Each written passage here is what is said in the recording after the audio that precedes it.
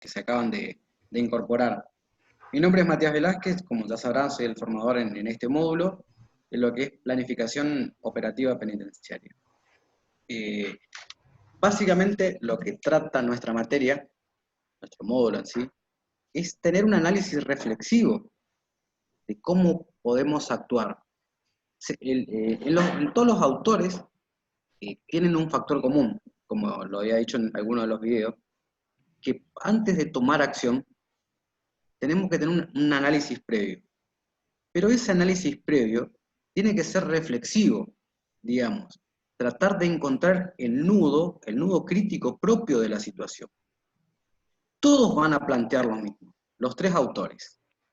Si habían alcanzado a leer toda la bibliografía, se darán cuenta que el último es diferente a los anteriores. Yo lo saqué de un trabajo de tesis del licenciado Osorio, pero él hace una adaptación del doctor Carlos Matus. Carlos Matus plantea un proceso nuevo, la estrategia situacional. A diferencia de los anteriores, él se enfoca en una situación puntual. Él dice que todo es una situación, a diferencia de la planificación tradicional, digamos, ¿no? Que tiene un encuadre y un englobe mucho más general, ¿no? Eso yo quería que tuvieran en cuenta. ¿Por qué? Porque la planificación estratégica, como dicen los autores, está orientada o está concebida para niveles de mando alto, o sea, los niveles directamente gerenciales. Por ahí, en nuestra realidad, porque también soy parte de una fuerza, no sé si por ahí con algunos he tenido la oportunidad de hablar en algún momento, tenemos lo que son los oficiales jefes, ¿cierto? Nosotros estamos como en un nivel de decisión por debajo del oficial superior. Entonces, la planificación situacional tiene que ver en ese rango de decisión que podemos tener como oficiales jefe hasta inclusive un director. Un director también tiene una dependencia de un director general, de repente, donde ahí se marcan los lineamientos estratégicos para toda nuestra institución. O, en otro caso, si nosotros nos planteamos como futuros profesionales de la seguridad, ya en un ámbito privado, tenemos que tener en cuenta también eso. Entonces, nuestra materia va encarada desde ese lugar, que podamos tener la capacidad de analizar y después llevar una medida adelante, ¿no es cierto? También tenemos que entender cuál es la diferencia entre lo que es la planeación y la planificación, ¿bien? La planeación, como le venía diciendo, tiene un sentido global y la planificación tiene un sentido más situacional, ¿bien? Todos van a tener elementos que componen esto. Por ejemplo, las metas, los objetivos, las brechas, los recursos, todo eso son compartidos por los diferentes autores, quizás con otro nombre o de repente en un momento particular. Bien, ya sabemos que son, por ejemplo, las metas. La suma de las metas nos van a llevar a un objetivo.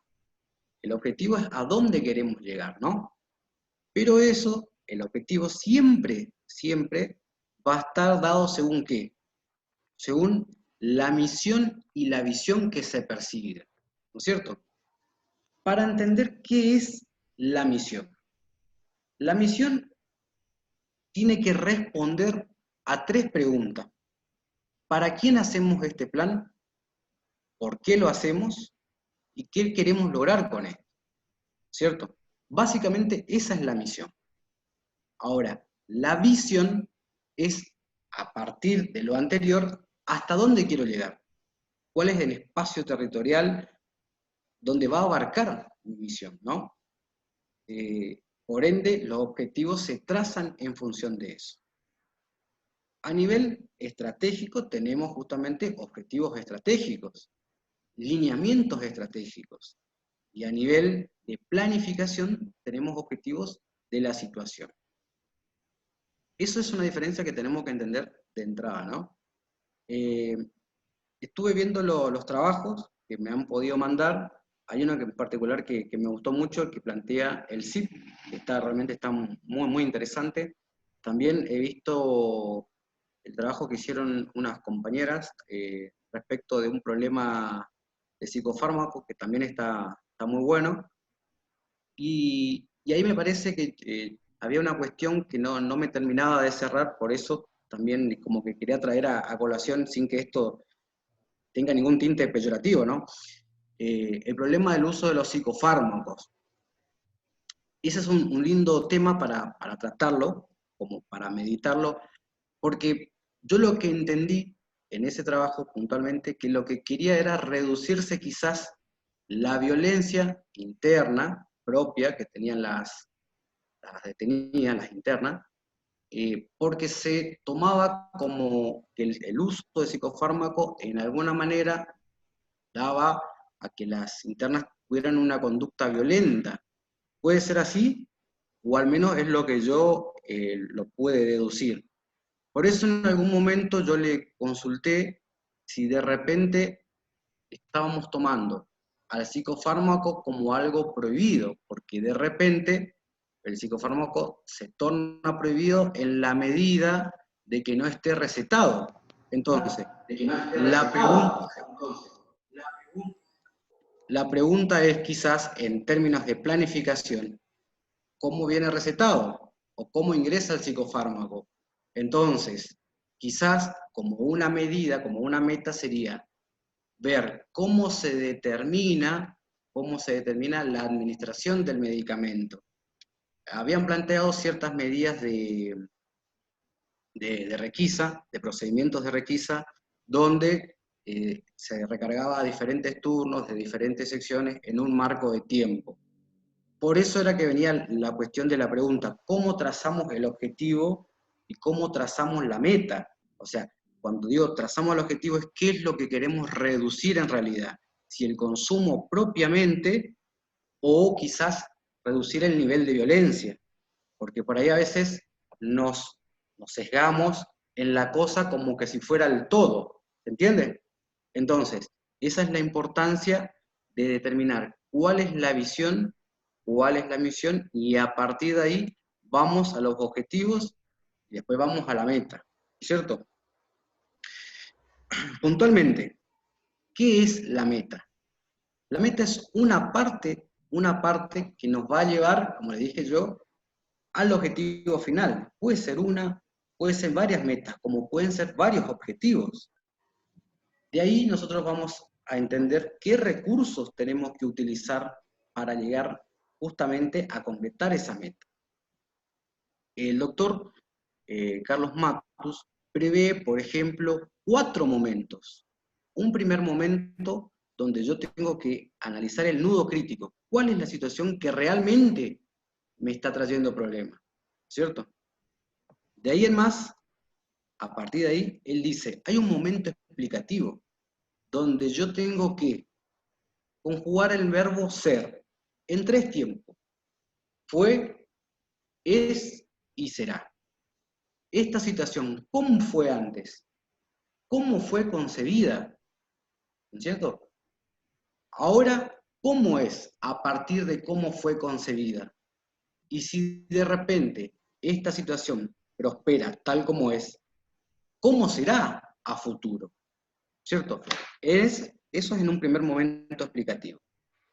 En un segundo momento, él lo determina como un momento estratégico, donde de repente se van formulando las formas de encarar el problema a través de la incorporación de un nuevo proceso que corrija el anterior o que sea uno nuevo, ¿no es cierto?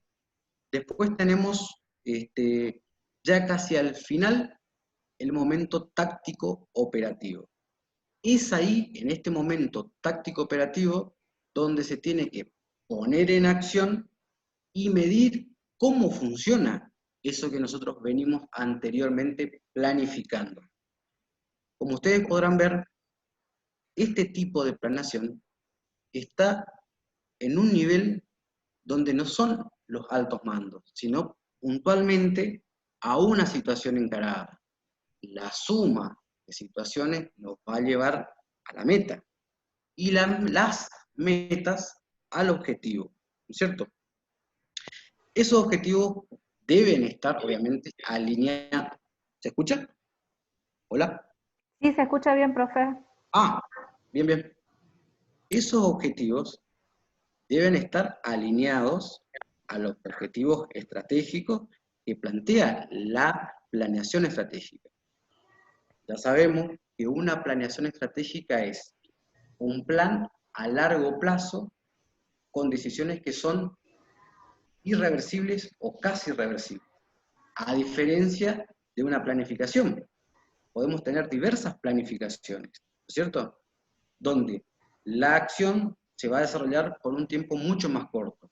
Cuando hablamos de planeación estratégica, estamos hablando básicamente de 5 años para arriba, ¿cierto? Ahora, cuando hablamos de una planificación, hablamos de tiempo mucho más corto.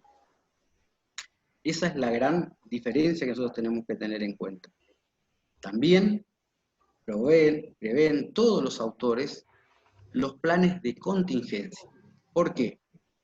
Porque tanto la planeación como la planificación no vienen a predecir hechos futuros, sino al contrario, poder verlos, poder determinarlos, y a partir de ahí recién vamos a pensar cómo los vamos a abordar. Pero no quiere decir que no sucedan, sino que nos preparemos antes para poder tomar decisiones correctas. Siempre sucede, siempre ocurre que se toman decisiones reactivas. A determinada cosa actuamos de esta manera, a determinada cosa se actúa de la otra manera. Entonces, es una toma de decisión analizada previamente. En cuanto a planeación estratégica, nosotros tenemos que saber que toda decisión que se va tomando en el camino va a afectar al objetivo en general, lo cual nos va a acercar o nos va a alejar. Entonces, esa es la cuota central que tenemos que tener en cuenta, ¿no?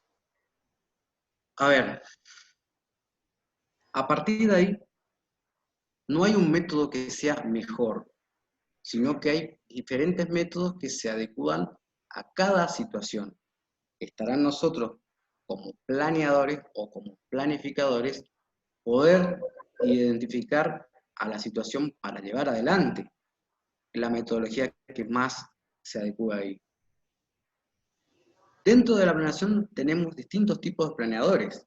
Los planeadores satisfacientes, que por ejemplo buscan llegar al determinado objetivo que se plantea sin provocar cambios estructurales dentro de la institución. Los planificadores optimizantes, muy similares a los otros, sí tratan de ir un poquito más allá, optimizando recursos, ¿entiendes? Los primeros siempre van a tener en cuenta la cuestión propia, según los autores, porque tenemos en cuenta que los libros están enfocados a la administración de empresas, por su carácter de análisis de organizaciones, siempre van a tener el costo, ¿cierto? Nosotros tenemos costos también que no se evidencian quizás en lo económico monetario, sino tenemos el costo de la imagen institucional. De repente, todo lo que sea lo que produzca una unidad en particular se va a reflejar después en la institución, ¿entiende? Entonces, el planeador satisfaciente va a pretender eso, tratar de analizar siempre los costos. Por ello, no va a generar cambios grandes en la estructura. El optimizante, muy similar a él, lo que va a hacer es va a tratar de adecuar los recursos que ya están para generar ese proceso, en la teoría de proceso, que logre mejores resultados. La teoría de proceso dice que tenemos la información, un proceso y una salida. Ahora bien, ¿cómo busco o en qué se basa justamente ese proceso? En el análisis de los distintos factores que nos van a llevar a determinar cuál es la situación, ¿cierto? Entonces, como bien decía, no hay un método que sea mejor que otro, sino que hay métodos en diferentes niveles. Uno es más situacional y otro es más a nivel gerencial, a nivel de mandos altos, así lo prevén los autores, ¿no? El lineamiento estratégico, bueno, ya lo hablamos, en cuanto al objetivo estratégico también, son todos a largo plazo. Toda planificación debe ser objetiva, cuantificable y medible. Si no podemos hacer eso, digamos, tendremos que rever el plazo, el proceso de planeación. En eso tenemos que tener en cuenta las brechas, o aunque otros autores toman como fase. La brecha es el tiempo o la distancia que hay entre la meta y los recursos. Los recursos pueden ser humanos, logísticos, o a veces son recursos en cuanto al conocimiento. Si tengo que llegar a esta meta que tiene cierta dificultad y no tengo el conocimiento, eso me va a demandar una distancia. Ese va a ser el tiempo que yo voy a necesitar para poder cumplir la meta. Entonces, en la medida que una brecha no pueda cerrarse, tenemos que volver al ciclo de planeación. ¿Entiendes? En la medida que o acorto la meta, ¿se entiende? O de repente tengo que buscar otra forma de encarar el proceso. Por eso, no hay un plan que sea mejor, no hay un estilo de planeación, sino de repente herramientas teóricas que nos van a invitar a la reflexión de ver cuál es el nudo del problema real, cómo podemos encararlo.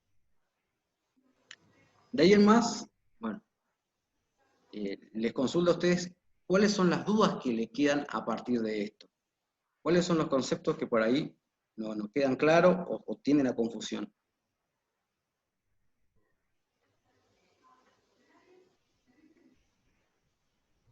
¿Alguna consulta, chicos? Habiliten el micrófono, por favor.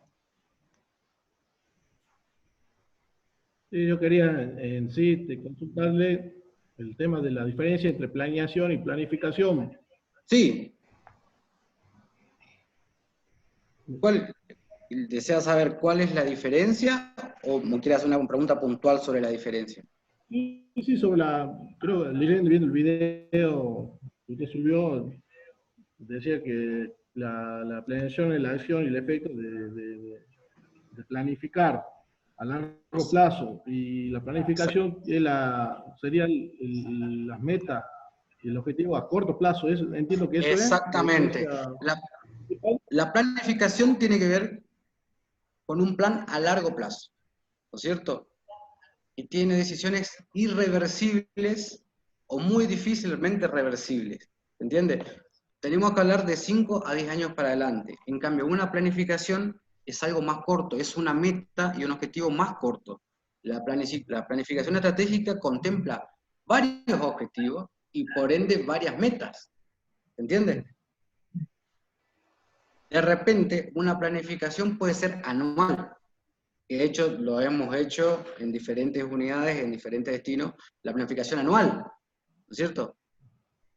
El plan va de 12 meses. En cambio, una planeación tiene que ver con un objetivo mucho más grande, a largo plazo.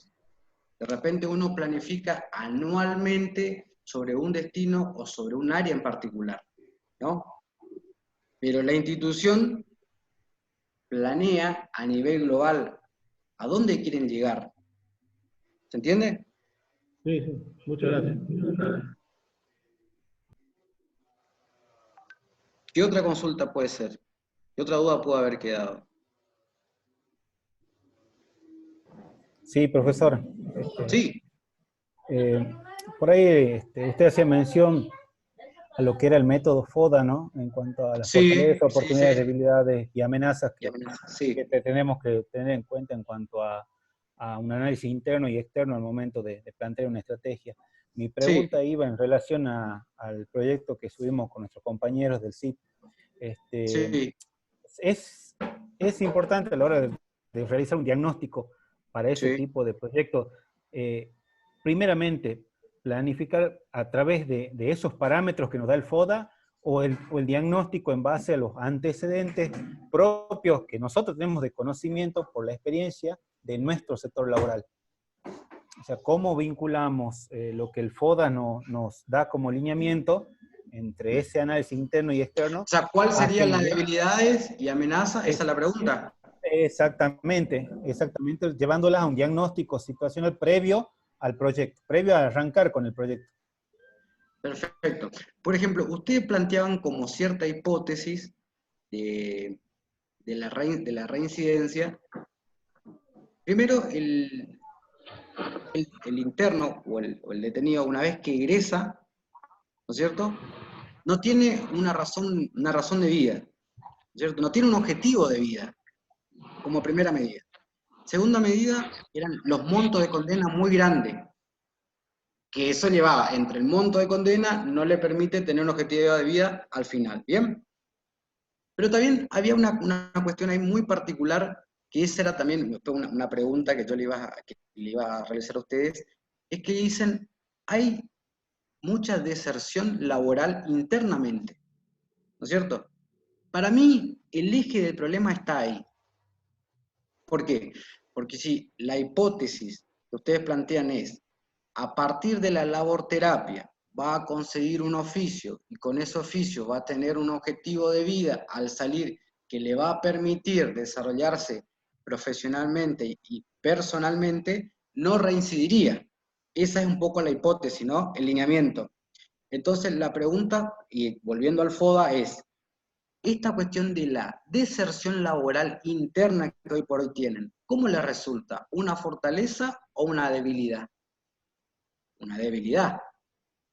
Porque ese sería el primer aspecto, o sea, de repente, generar toda una estructura, ¿me entendés? Que es el SIP, como una pequeña industria, con las maquinarias necesarias, con los maestros necesarios, donde la capacitación para X oficios, vamos a poner, no sé, herrería, una capacitación de 2 a 3 meses para ser herrero, ¿no? Y después llevar adelante trabajos internos y posteriormente, bueno, el día que egrese afuera.